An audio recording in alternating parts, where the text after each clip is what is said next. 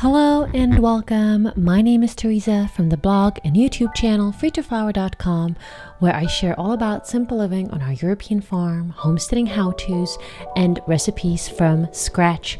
Please hit the subscribe button down below to never miss a new video. Today I am taking you along as my son and I make an Advent wreath from scratch. And so in order to do that, the first thing we need to do is head to the forest.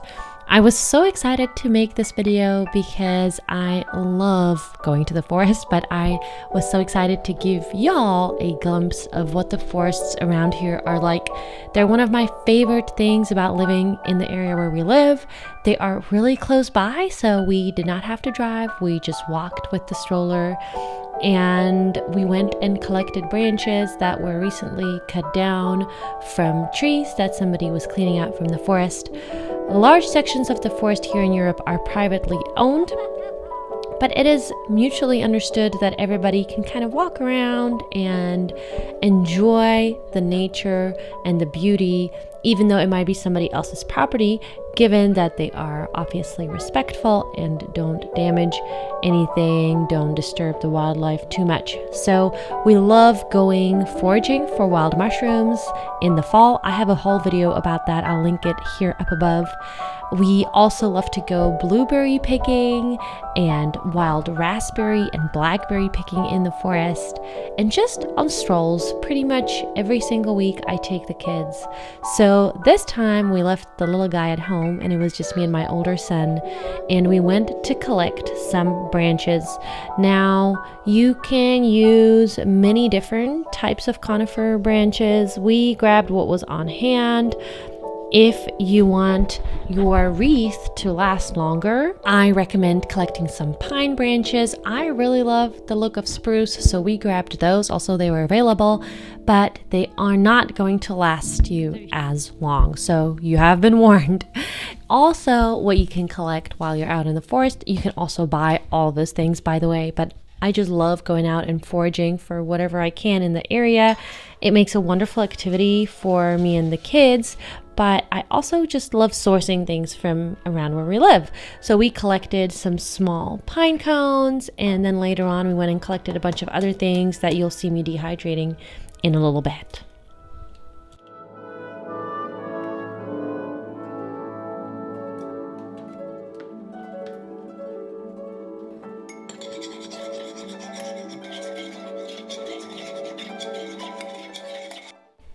The kids are down for a nap and I am getting ready to make my wreath. But before I do that, I'm making my coffee. I love this coffee. It is a hormone-safe coffee, so especially great for women. My signature egg yolk and collagen recipe. It's up on my blog, and I'm going to link the recipe in the description box below. What I love about this coffee is that it does not give me a caffeine spike, so if you are somebody who is sensitive to caffeine like myself, you might really like it. There is a little bit of sweetness in it, which also helps with the metabolism of caffeine, as well as the fat from the egg yolk and the protein from the collagen. And on top of all that, it is absolutely delicious. All right, there are a few other things that you are going to need in order to make your wreath. You are going to need the wreath base. You can either make that yourself or buy it. I actually bought it, even though it is completely natural, made of straw. You're going to see it in a second. And then obviously you're going to need all the things that you want to put on top of your wreath. You're going to need twine, some shears, and also a glue gun. So over here I am starting with dehydrating some of the things I'm going to put on my wreath. You can design your wreath whichever way you like. I am going for a very minimalistic, very natural aesthetic, which is what I love. So I'm going to be dehydrating some oranges, sliced oranges, some apple slices, some rose hips, and drying out some of the pine cones that we found in the forest that I will use to decorate the wreath with.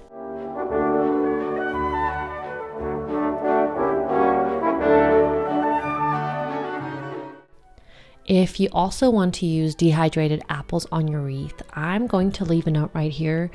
You can see the way that I'm coring the apple and then slicing it in this video. I actually didn't love the way the apples turned out that way. And I realized later that I didn't have to core it, and it was kind of silly. So I went back and I sliced up another apple without coring it, and it looked so much prettier. There was that little star in the middle, and I replaced some of the apples on my wreath with those other ones. So if you're looking for that aesthetic, I much recommend not coring your apple.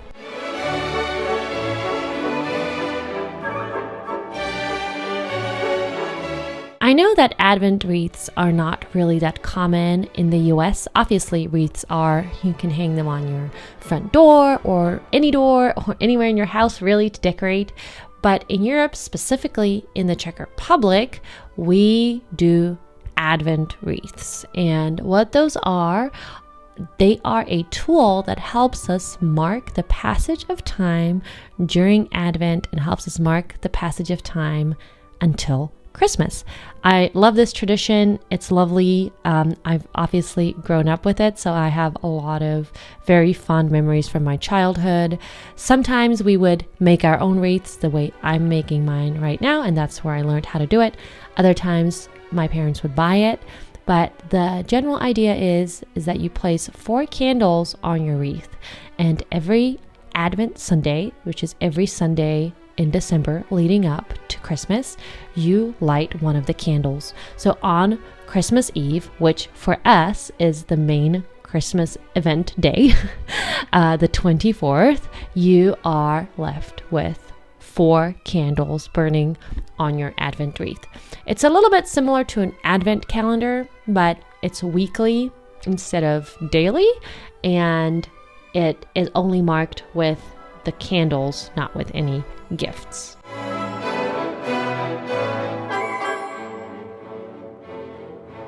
The trickiest part about making an Advent wreath is starting, in my opinion, getting the first few branches in, but know that you are going to go over them one more time with one more layer. So it's really not that important if they are perfect or if you have parts of your wreath base showing. You are going to have another chance to give it a one more time over and add some more branches on top. Essentially, just hold down a few branches on your base and just start wrapping your twine around them. Using green twine is great because it blends in really well with the twigs. So if especially if you end up using a little bit more of it, it really is not going to be such a big deal. I also want to give a disclaimer. I am absolutely no professional. I'm not a florist or a professional decorator. This is simply what I learned growing up in this culture, where very often a bunch of women would get together of all different ages, and we would spend the evening drinking some hot beverages, chatting, eating Christmas cookies, and making Advent wreaths. It's a really fond memory of mine that I was really eager to recreate and share with you all. But I know that there are so many people out there who make beautiful, exquisite wreaths that look truly professional. What I like about this one is that anybody can do it, and it costs virtually no money, versus some of the other more professional wreaths are pretty expensive if you buy them already made, or you need to go and buy all these specialty things, and it starts getting pretty complicated, especially if you don't want to spend a lot of time and a lot of money. This was simple and it's accessible to everyone.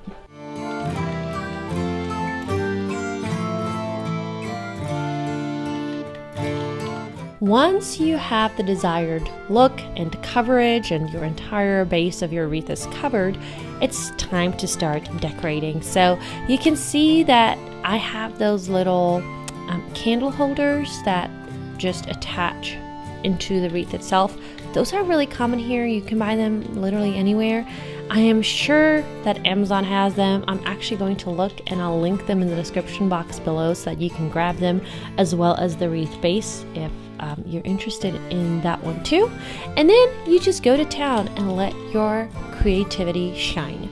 Once again, I really wanted to make this all natural, so I'm only using the things from my kitchen and the dehydrator and from the forest, but people put all sorts of things on their wreaths here and they all look gorgeous. So you can put little Christmas ornaments or decorations. You can even put some gingerbread. I've seen that and I think that looks wonderful.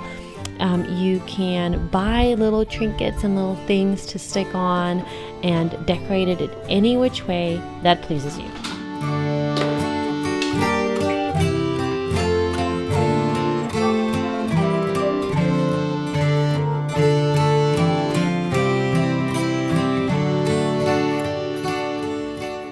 It wouldn't be a free to flower video if we didn't do some cooking. You know me, I'm always in the kitchen, and today I am making one of my favorite recipes, which is coq au vin, which is a fancy French way of saying rooster with red wine. And I know what you're thinking. I'm sure you're thinking, Teresa, where on earth am I going to find a rooster? We have an abundance of roosters. We hatch our own chickens, and when you do that, you inevitably always end up with a large percentage of roosters, or at least we do. So we always seem to have a rooster on hand that needs to be eaten, and my kids absolutely love it. But if you do not live on a homestead, if you do not hatch your own chicks, you can absolutely use chicken for this recipe and it will still be delicious. What I love about it is the sauce is so deliciously rich, but not too much. And I have tried many different coq au vin recipes, and this Instapot recipe is just so simple yet so delicious. I've once actually tried the original French recipe. I spent around 3 hours of active cooking work on it. It was just so over the top, and we didn't even love the result as much, whereas the Instapot always makes it come out just perfect. This recipe is up on my blog. I'm going to link it in the description box below.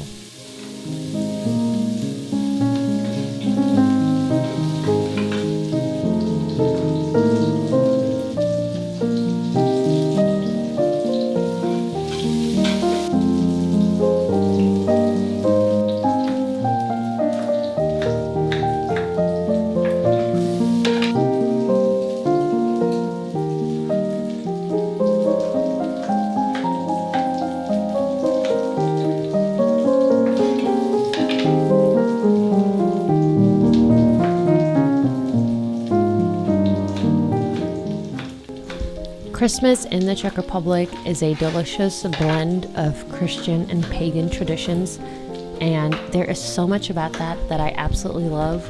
A lot of it is laced with nostalgia for me from the days when I was a child, but there's also just so much magic in it, and a lot of it is not yet as commercialized as in the United States, and I love that. Don't get me wrong, I love so many elements of an American Christmas, especially a lot of the aesthetic and the decorating and the care that people take to decorate.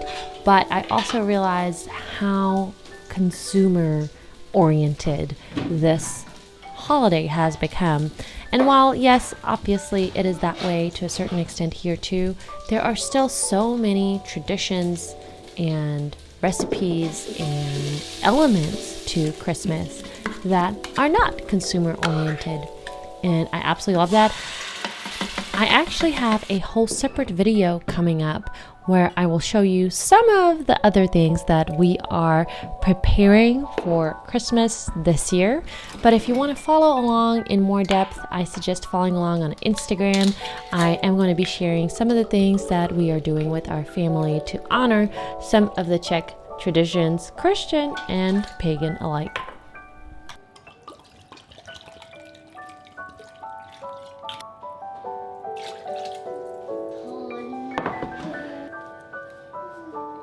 Budeme nazbírat šípky?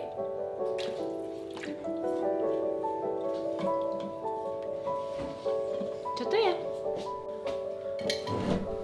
If you've watched my mushroom hunting video, you will know that we are all about hunting for mushrooms and then dehydrating them in our dehydrator.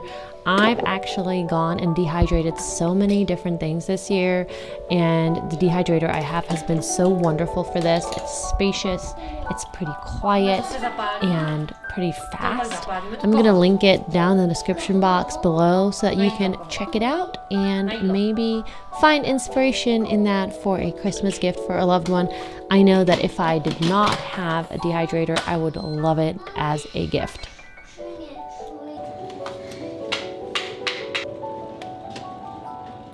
Coq au vin is delicious to be served with mashed potatoes, or any kind of potatoes really, but mashed potatoes go really well with the sauce. So please let me know in the comment section below if you tried it. Thanks so much for watching. Don't forget to hit the subscribe button so you never miss a new video. Till next week.